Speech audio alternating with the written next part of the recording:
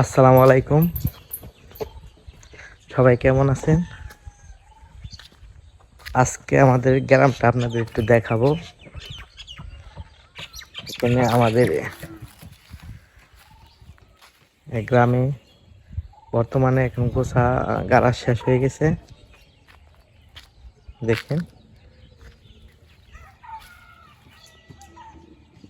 সুন্দর পরিবেশ, গ্রাম অঞ্চল অনেকটাই ভালো। দেখেন এখন বেলা 3টা বাজে প্রায়। এই যে দেখেন সূর্য, সাইডে গোছা ক্ষেত। দেখেন এই সাইডে বর্তমানে এখনো পানি দেওয়া হয় নাই খেতে। এই সাইডে সরিষা বুনছে, কিন্তু দেখেন আমাদের গ্রাম অঞ্চল ওই সাইডে গোছা কাল হয়ে গেছে প্রায়। আর এই সাইডে গোছা এখনো কালা হয় নাই, 2-3 দিন হইলো দিছে।